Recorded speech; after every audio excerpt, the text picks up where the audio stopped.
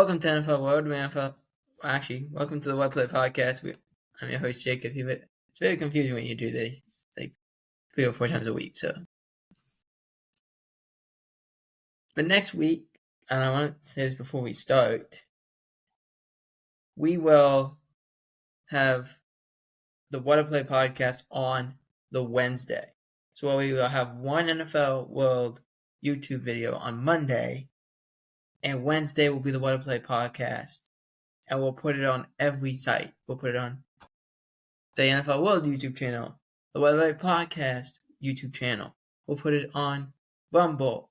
We're going to try and get it on Spotify, because Spotify's been kind of touch and go this past week. So just be aware that the What Play Podcast, instead of on Friday, will be on Wednesday. That will be a little early Thanksgiving gift for you guys. Let's first begin with the recap of Week 11. Ravens at Steelers with the plus 3.5. The Steelers winning the game 18-16. A typical Ravens-Steelers game. This is the 6th time these two teams have played with the 6th of the last 7 times that these two teams have played with the score is under 7 points difference. That's impressive. And most of the time the Steelers are winning those, because the Steelers are kind of this weird team. They don't score a lot. They just win the game somehow. You can't explain it. You really can't. It's like this weird, eerie thing that's going on.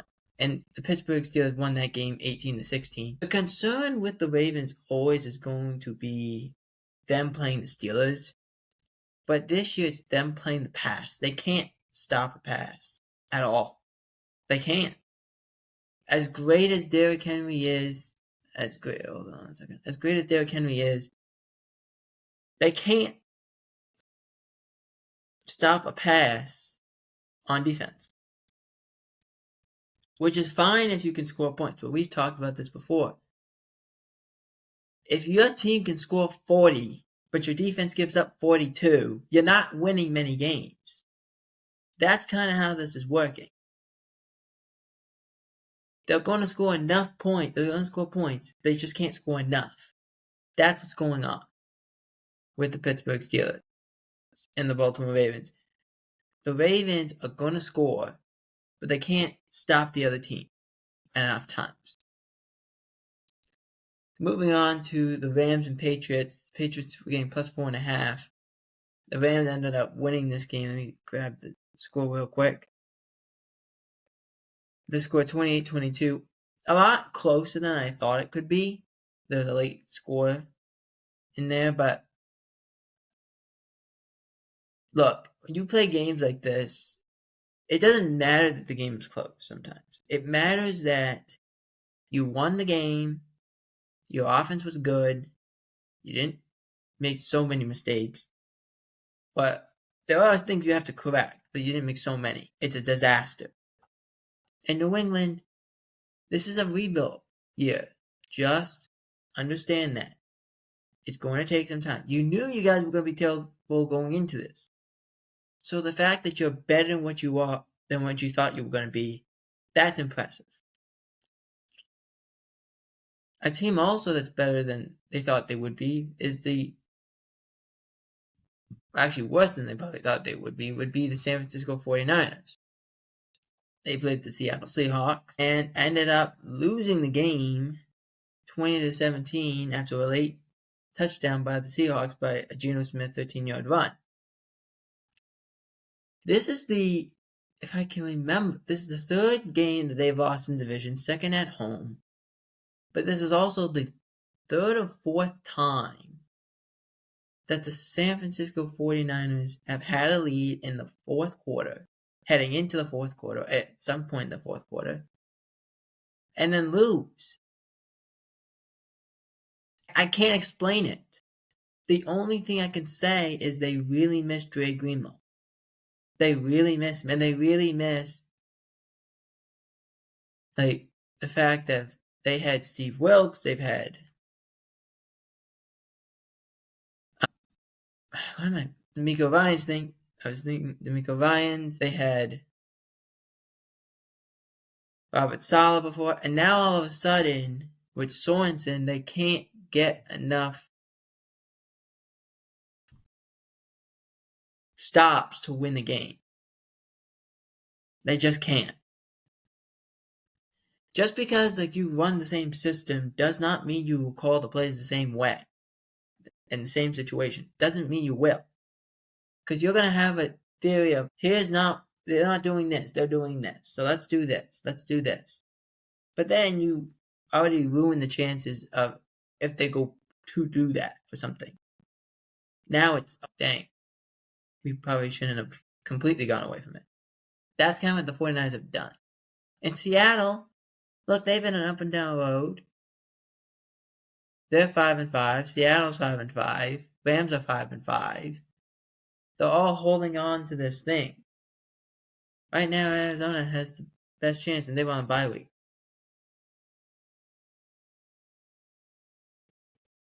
I think that tells you something. Next up, Chiefs at Bills. Bills were favored by 2.5. The Bills ended up winning that game 30-21. The thing with the Chiefs is this. Their defense is great. It's not as great as it was a year ago when they had both Trent McDuffie and L'Jarius Sneed, but they're a good defense. They're a really talented defense, and Spagnuolo knows how to coach a defense. That's what he is. I think he should be a head coach, but he might want to be more like the Pittsburgh legend Dick LeBeau, which I don't want to be a head coach. I don't care. I think Steve has done that before. It didn't work well, so I get it. But if I'm the Chiefs, you knew the loss was going to happen. It was a matter of when, not if. But the Chiefs are one of those teams that is watching them, it's like they're almost begging teams to beat them at times. And this was one of those games. They were making weird plays that would work in normal circumstances and weren't. It was interesting to watch. The late touchdown by the Bills to put them up on a 4th and 2, but Josh Allen ran the football and only was expected to pick up the first down and get down and essentially salt this game away. He ended up saying, no, I'll keep on going, and scores the touchdown and put him up in this game. And they ended up getting up by 9. And that essentially caused Kansas City to panic. It was a weird game to say because it was the first time, I think my whole family was here because my whole family gets together for games like this. Or really every weekend they get together for games. And this time my mom was here and she was saying, it's the first time I've heard Tony Romo say something negative about the Chiefs. And I'm like, yeah, I think that's accurate. And she doesn't even watch football consistently. But she was like, it's the first time I've heard. I'm like, yeah. My whole thing isn't the fact that Mahomes is a great quarterback and I don't like that. That's not the whole story. My thing is this. The media has made him the greatest quarterback to ever live. When Tom Brady was playing. And still Tom Brady. I'm talking remember when they went and did the Super Bowl a few years ago when it was the Chiefs and the Bucks, and they used to call it the GOAT versus the new GOAT? Remember when they did that? It was a horrible thing that they did, and Tom Brady destroyed it. Because it would have been like Michael Jordan facing off against LeBron James. We know Michael Jordan is this. But it would be like LeBron James at the same time. Except LeBron being in year 6 and not in year 2. Like, that's what it was. And it was upsetting.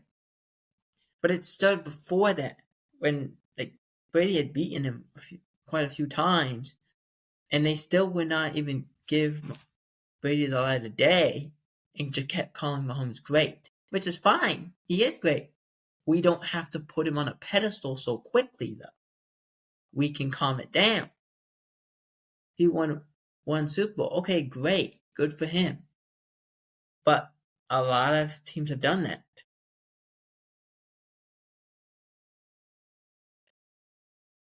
And that's how it started. It wasn't about like Mahomes is a bad quarterback. I think Mahomes is a great quarterback.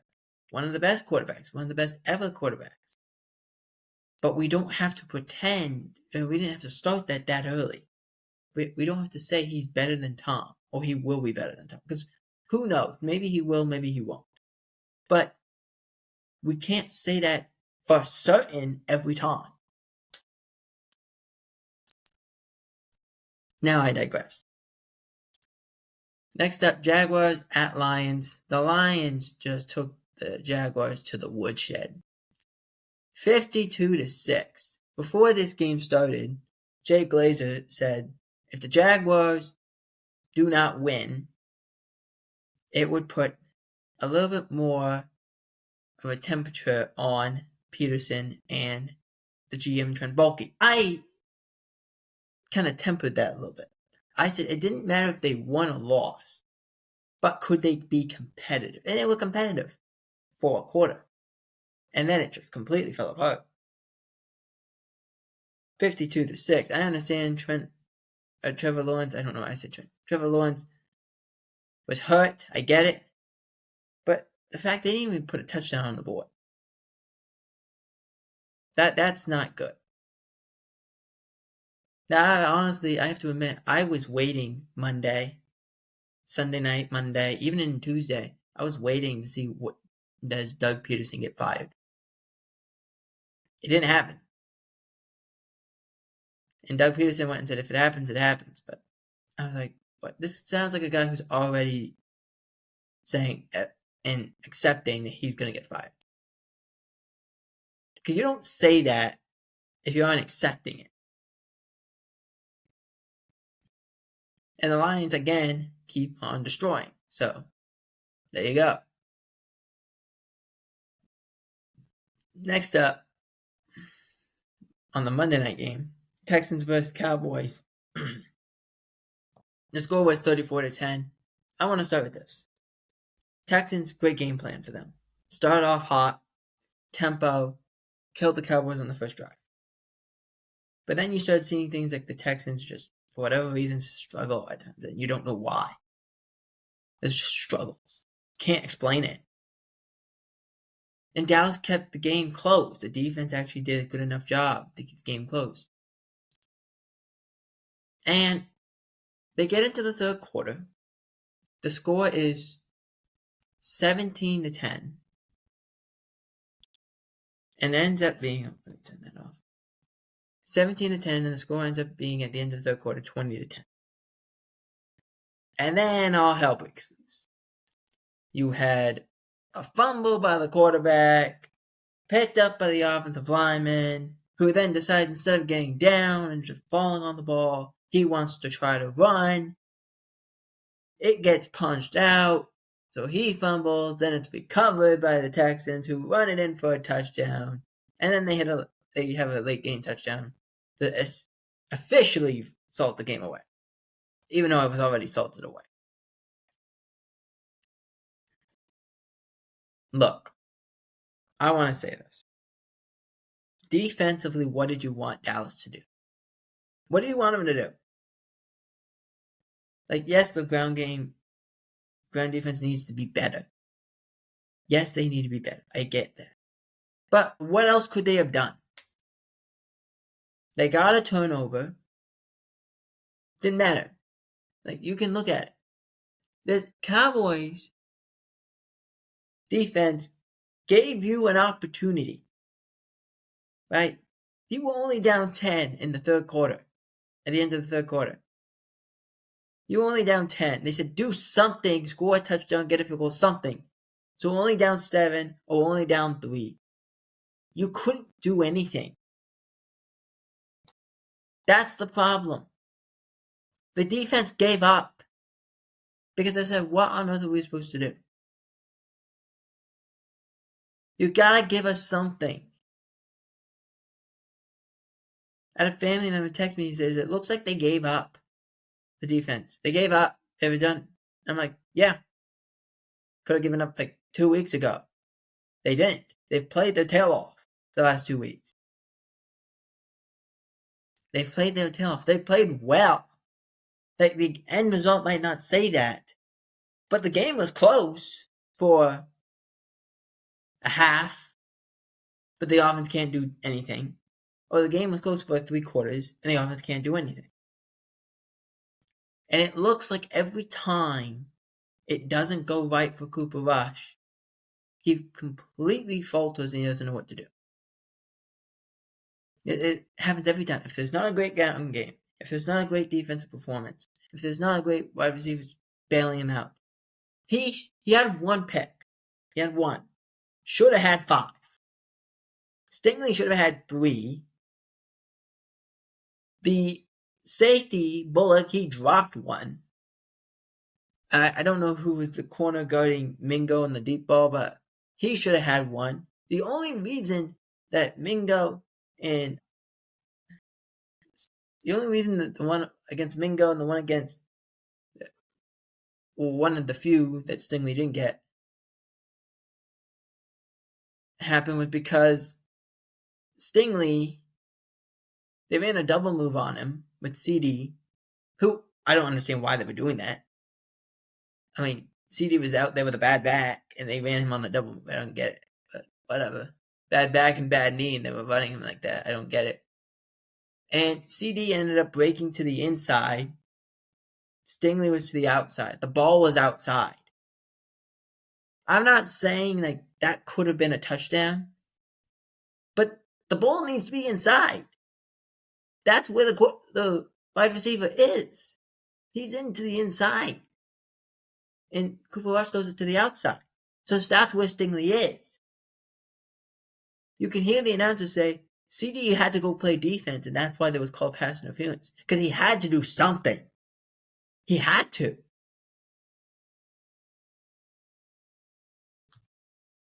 He had to do something. So he ended up like grabbing Stingley so he couldn't intercept the ball. That's what he did. And Stingley still almost caught it. Because it was not a good throw. Mingo had to play defense on one. On the other side of the field. On the right side. He had to do it. It was another deep ball. Rush threw it. It was out of Mingo's positioning. Which actually Mingo had good positioning and just couldn't get there. The ball was too far behind him. So he had to go make a play on the defender. The defender became the receiver, and Mingo had to become the defender. That's what he had to do. That can't happen. And plus, you had Cooper Rush throw the ball he dropped back 61 times, I think is the official number. 61 times. Threw the ball 55. Why are you having a backup quarterback throw the ball 55 times, McCarthy? Why are you doing that? It makes no sense. And all the throws are intermediate throws because he can't hit anything beyond 15 yards. He had, I think, 3 completed passes beyond 15. That was it. And one of them was a 64-yard catch and run that went for a touchdown by your kick returner. Because he's the one guy that you said, dang, let's put a guy who has some speed on a slant and see what happens. It worked. Well, I'd be damned. Like, that's what they did. It's on repeat every single week. It's something like that.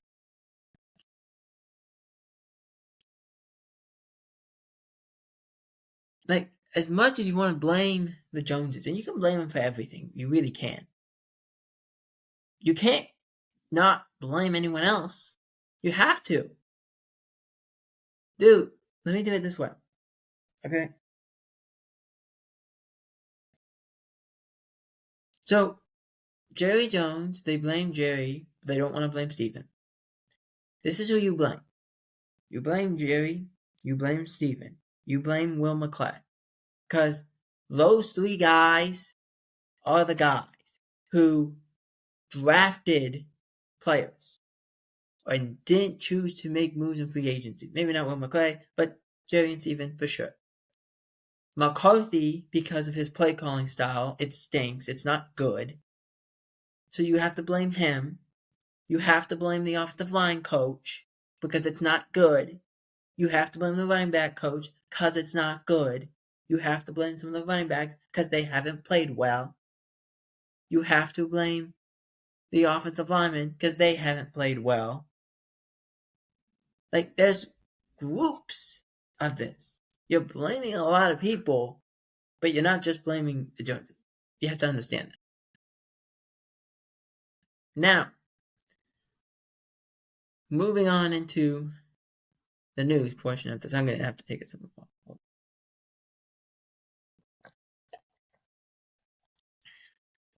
Okay. Moving to the news portion of this. So, the Giants, let's start with the Giants. So the Giants had benched Daniel Jones on Monday. This move was made because they need a spot. Like, they know they're not going anywhere, so it's kind of like, okay. Let's just tank. Let's try to get Shedeur Sanders. Let's try to tank worse than the Raiders are. So, and I said this on NFL World, I'll say it here. I thought that meant Drew Lock would be the quarterback. It's not Drew Lock. It's Tommy DeVito. Drew Lock was surprised by it. I was too. But I wasn't as surprised as I was when I found out how far Daniel Jones was demoted. He went from quarterback 1. He didn't normally in these situations you go quarterback 1 to quarterback 2. That's normally how it happens. He went from quarterback 1 to quarterback 4. They signed a guy to a practice squad this week or this past week, something like that. And he was behind him. So, how did Daniel Jones take this? Not very well. He was kind of almost despondent. And on Friday morning, I get a notification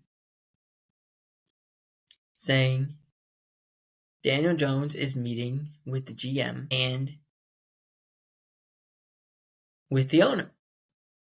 Okay? What is he asking? Then, about an hour later, I get another notification saying the Giants have released Daniel Jones. They have released Daniel Jones because Daniel Jones requested it. He requested it. He's like, look, I'm not going to play again. I know that. You guys are going to cut me at the end of the year. So, why not do it now? They said, it's true. We're going to cut him next year. Why not do it now? So they did. I'm sure he'll be a very comparable quarterback to have on a team. Like, he's a decent quarterback. I just think there was a lot that this Giants team did not have that benefited him. Like, we're kind of seeing it. When the Giants drafted Daniel Jones, we all said, what are they doing? Like, they need so much help. Why are they drafting a quarterback? And why are they drafting Daniel Jones? We don't get it. He played at Duke, and he hasn't done anything. He didn't do anything at Duke. And now he was playing for the Giants. And he had Eli, but it didn't go well. And then you have all that stuff going on. And for whatever reason, Daniel Jones decides is placed as the quarterback, and he's not playing well. And it was a year-to-year thing, and then he was getting banged up. And then contract due for him and Saquon, they chose to pay him instead of Saquon. Saquon bounces, goes to Philadelphia, is killing it there. Daniel Jones, 2 years after getting paid, says, nope, I'm out. I can't do it. I'm getting injured. I'm getting banged up. You guys aren't going to even play me because you named me quarterback 4. Behind Boyle, who you just brought in. Which I still can't believe he still has a job somewhere. He's got the Nathan Peterman thing going. Yes, I'm not a great quarterback, but I know a lot of people so I can get jobs. But yeah. So I guess this was the politest, politeness way to get it. The politeness of the mutual parting of ways like I've ever seen. Honestly, I was thinking about this today when I saw that Daniel Jones got released. I'm like, I don't recall ever being in a situation remembering a situation of a quarterback went from 1 to 4. I've seen quarterbacks go get benched to 2, come back in, get benched again. I've seen that. I've never seen this. This is different. This was almost ill-conceived. So, I put this up to you guys. What do you think about Daniel Jones being released? Was it going to happen? Was it they didn't give him a fair chance? Or was it just a matter of time? I think that's what it was. It was just a matter of time. It was bound to happen. But it was just a matter of time. Brian Daboll didn't understand though also why a quarterback disagreed with the decision that was made. I mean, he probably would have been fine. Excuse me. Probably would have been fine if you named him quarterback 2 instead of quarterback 4. But that's not what you did you? You didn't do that. So now let's move to a team in New York. The other team in New York, New Jersey, in the New York Football Jets. The New York Jets fired Joe Douglas. We said this on NFL World. We said this here, but we'll say it on the Wild Play podcast too. His 6th season with the team. Final year of his contract, so it's not crazy. But the general consensus from Jets fans is like, yes, he wasn't a good guy to be the GM for us, but also, why? I don't understand. That was the general consensus, is that we don't get it. Because what else could he have done? What else could he have done? Like, you brought in Aaron Rodgers. Hasn't worked.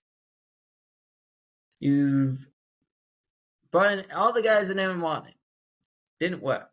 You brought in Devontae Adams. Hasn't worked so far. You traded for Hassan Reddick, which was a steal at the time.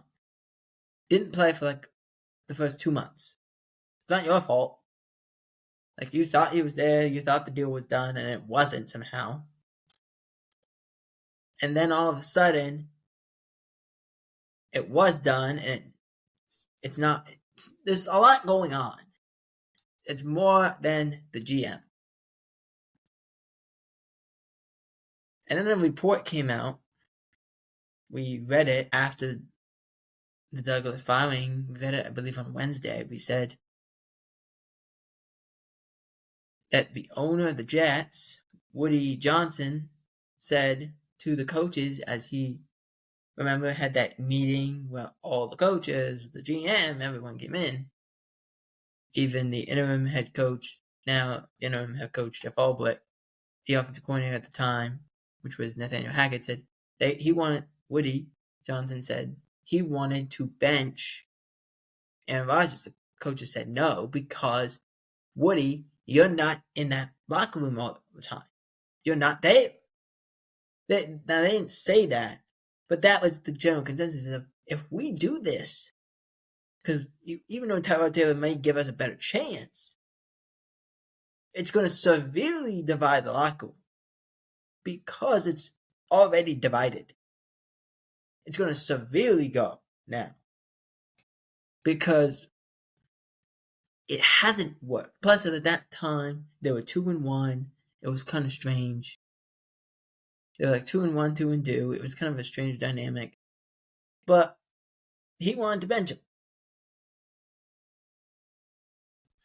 Like, it didn't happen. Which is probably another reason why Salah got canned. Since, like, we did this on NFL World YouTube channel. Before the Salah firing, BSF. After the Salah firing, ASF. And the difference. Before Salah got fired, the team was only giving up 17 points a game. And only, like, I think 200 yards a game. Which is really good. Since the Salah firing, after the Salah firing, 30 points a game, sometimes more. Probably averaging more like 35 points a game against. And 85 yards. Probably almost more close to 400 something yards a game. Nearly doubled every category. That means whatever you did not change anything. Actually made it far worse. That's what they did.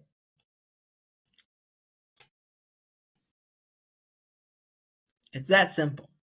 Really is.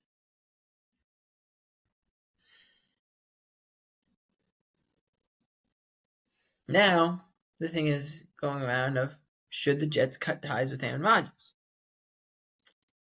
Well, would you? You just paid him.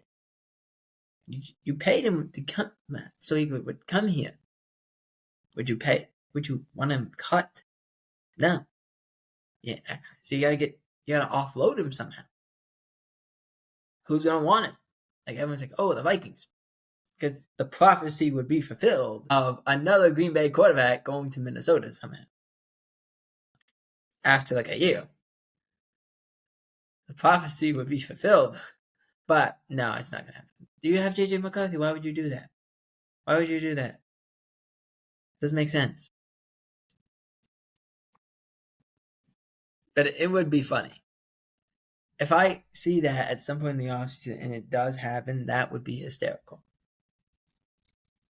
Next up, the Steelers extend their 44-year losing streak on Thursday nights after losing to the Cleveland Browns on Thursday Night Football. It was a snowy day. It was a lot going on. The game started, it was clear, and then it started snowing. It was not a great game. But Jameis Winston nearly broke his helmet by having that happen to him because he dived in the end zone. Guy hit him in the helmet. The speaker that the quarterback hears from what the coach is saying shot out, completely fell apart in the snow. It's crazy to think about. Next up, let's talk 49ers. So, Kyle Shanahan was asked a question because Brock Purdy he was not practicing on Wednesday. And on Thursday, he barely practiced. He actually went in early. And it was discovered Brock Purdy has a shoulder injury. He has a shoulder injury. Kyle Shanahan said, look, he didn't do much on Wednesday. Did a little bit more today. See how he looks. And boom, just got it. Notification. This is breaking news right now. 49ers quarterback Brock Purdy will not play against the Green Bay Packers. He is out. Let me get the quarterback's. Do we have the quarterback's name? No. Okay. I'm going to look this up real quick. But Brock Purdy out. Let me grab this real quick.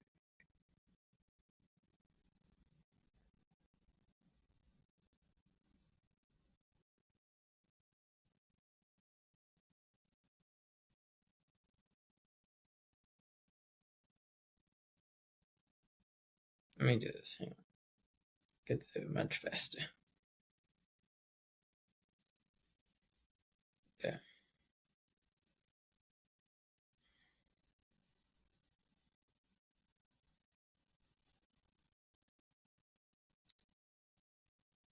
So the quarterbacks,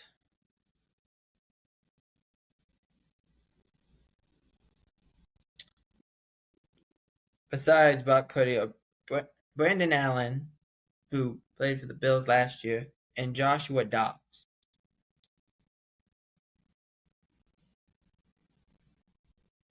Probably the best chance would be that they might go with Dobbs over Allen, but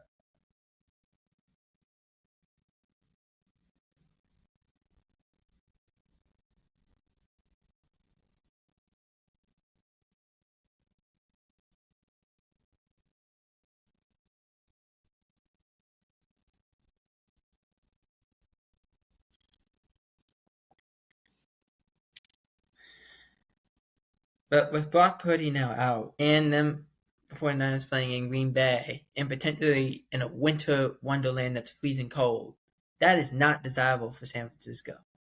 You're going to now have to really depend on the run. You got to really hope that Christian McCaffrey's ready to go. Because other than that, it's a complete dumpster fire. It's a complete dumpster fire.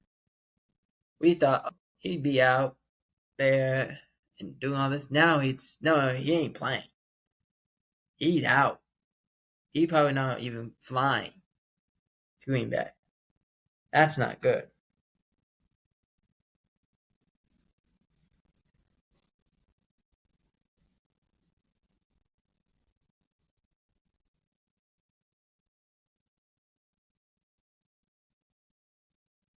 I want to make sure I get everything. Okay. And to finish up before we hit the games, we got two things. Let's do this. Two things are the Cowboys cornerback Deron Bland, who he practiced this week. Let's say this. He practiced this week. That was the first time he had practiced since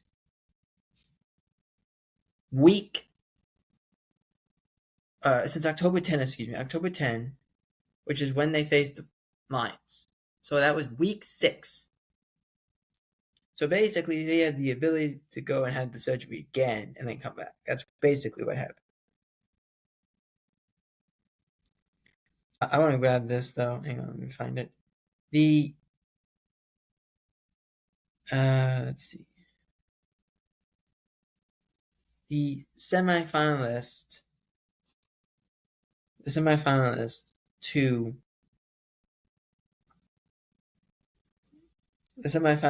the Football Hall of Fame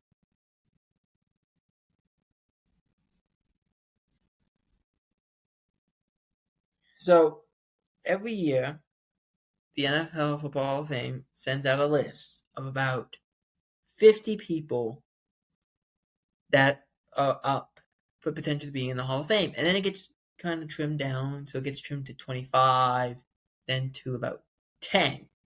And then from 10 to the 7 or so. 10, 15 or so. Depends on the year. Usually it's 15 to 10, something like that. So this is the quick rundown of names. Eric Allen, the former Eagles cornerback who hasn't played in a very long time. Jared Allen. It might all be before your time. Willie Anderson, definitely before your time. He's been waiting to get in. Anquan Bolin, who I hope does get in. I hope Anquan gets in. Jahari Evans, Antonio Gates, James Harrison, which would be great to see James Harrison. Rodney Harrison, who deserves to be in. Torrey Holt. Luke Kuechly, Eli Manning. I believe both Eli and Luke are. Actually, no. Luke would. Well, wait. With Luke Kuechly, I think Luke Kuechly's in his second year, but Eli's in his first. Robert Mathis, Steve Smith Sr., Terrell Suggs, Fred Taylor, that's way before your time, Earl Thomas, Adam Vinatieri, Hines Ward, Ricky Waters, Reggie Wayne, Richmond Webb, Vince Wilfork, the New England Patriot legend, Steve Wishnowsky, Darren Woodson, who I definitely hope gets it, because he deserves to be in there, and Marshall Yonder. Oh, here it is. Okay. I should have read this before. It said that. It says Keekley, Manning, Suggs, Thomas, and Vinatieri, and actually, I should say Keekley, Manning, Suggs, Thomas, Vinatieri, and Yanda are the first of the 6 players who have been named to the semifinalists the first year of eligibility, with each of them having a final game in 2019. Meanwhile, Webb, first-time semifinalist after retiring in 2002. Wishnowsky is a semifinalist for the second time after playing his last game in 2001.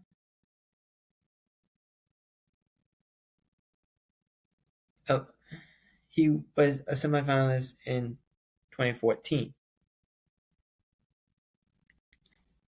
I should have read this part first, actually. The group was reduced from the initial 167 nominees that was announced back in September. With the stage of the process complete, the selection committee will whittle it down to 15 finalists who will be announced in December. And all 20 finalists, 15 modern era, 3 seniors, 1 coach, and 1 contributor, will be presented to the committee in the lead up to the Super Bowl.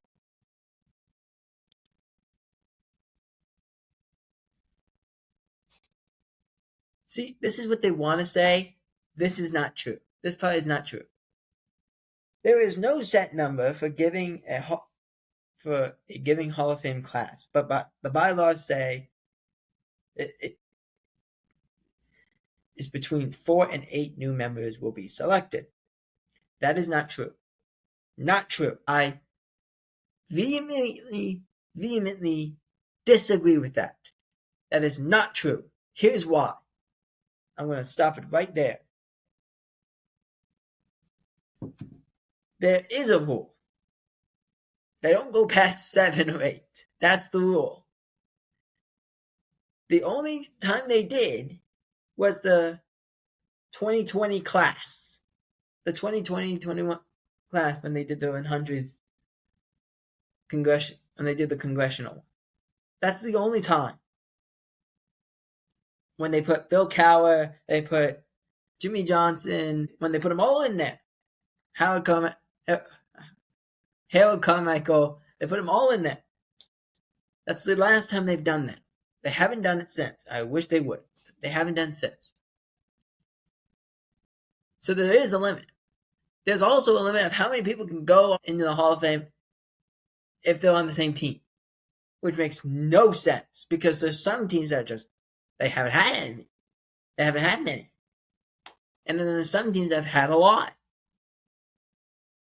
And so sometimes they retire the same year, or they're both up the same year, or something like that. It happens. And yet we're going to say, well, he's more eligible than him, but we can't put both because they both play for the same team? What are we talking about? Makes no sense. Makes no sense. Like, for an example, Darren Woodson should be in there. He should be in there. Will Anderson should be in there. Why are we waiting so long? Why are we waiting for these guys? Ricky Waters should be in there. Why are we waiting so long? There's no reason to wait this long. Anquan Boldin, Reggie Wayne, why are they not in there? Steve Smith, why are they not in there? If you're going to make a whole thing about how great these guys are, put them in. Who cares? Who cares if one class has 20, the other class has 5? Who cares? Just put them in. Put them in when they're alive and breathing and not comatose. It's not hard. Come on. I get really riled up by this issue. Because it's like, what on earth are you doing? Just put them in already. Stop wasting time. Do it when they're alive, not do it when they're dead. Come on.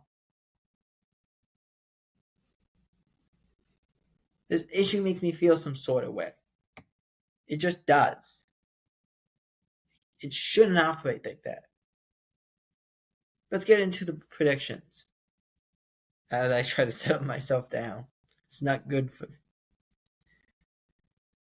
Alright, Cowboys vs. Commanders at a 1 o'clock window. This is the second time this year the B team will call a Cowboys game. Joe Davis and Greg Olson will call this game. The second time. This is week 12.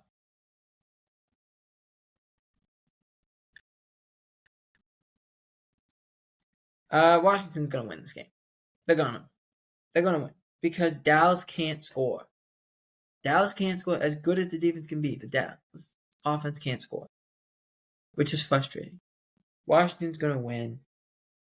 It's just going to look at more questions for Washington. And don't be surprised if Cooper Rush starts on Thanksgiving. Just don't be surprised. Washington wins 28-10. Next up, Lions at Colts. Plus 7.5 for the Colts. I'm taking the Lions. Colts had a great game against the Jets. They can't outscore the Lions. And the Lions are too physical. So, Lions win 38-17. I'll give them 17. Chiefs at Panthers. Plus 11 for the Panthers. Bryce Young is starting. I'm sorry, I'm reading this off my phone. Chiefs are going to bounce back in this game. I'd be concerned, though, if the Chiefs don't blow out the Panthers. I'd be very concerned. Or even if the Panthers win this game, I'd be very concerned. So, I'm going to say the Chiefs win. I'm going to say Chiefs win 28-14. It just raises more questions about the Chiefs. Next up, we have Patriots at Dolphins, -7. I'm taking the Dolphins. Weird things happen in Miami. I don't know how to explain it. Patriots have not played great in Miami. Taking Miami. Plus, with Waddle and Hill and all the weapons, I'm taking Miami. Team is the score.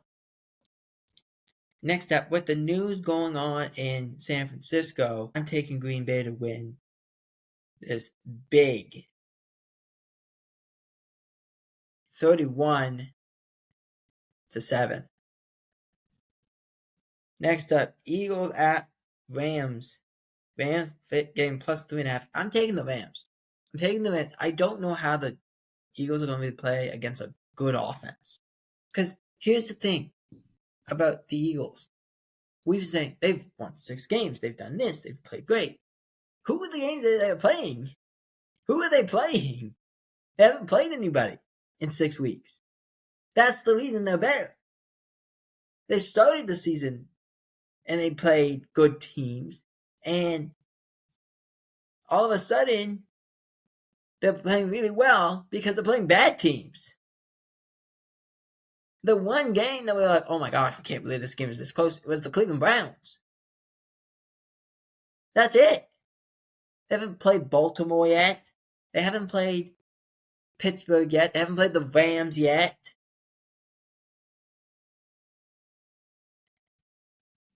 I'm taking the Rams on Sunday Night Football. Let's go. I hope they have Michael Buffer for this game, though. I really do. That's the one thing I like about having the Rams. They have Michael Buffer there. When they play the Raiders, he's there. I love it. Let's go. Rams win. No, 28-24. 28-24. Let's do that. Last game. Monday Night Football. The Baltimore Ravens versus the LA Chargers. Plus 3 for the Chargers. Otherwise known as the Harbaugh Bowl, number 3. I said number 2. I should have done my research. It's number 3. This was a long time coming. This is going to be a fun game to watch. I'm going to take the Chargers. Here's why. The Ravens can't stop a pass. And if the Chargers show up like the first half team they did last week, they'll beat the doors off the Ravens. But if they don't, that game's way closer. That game's way closer.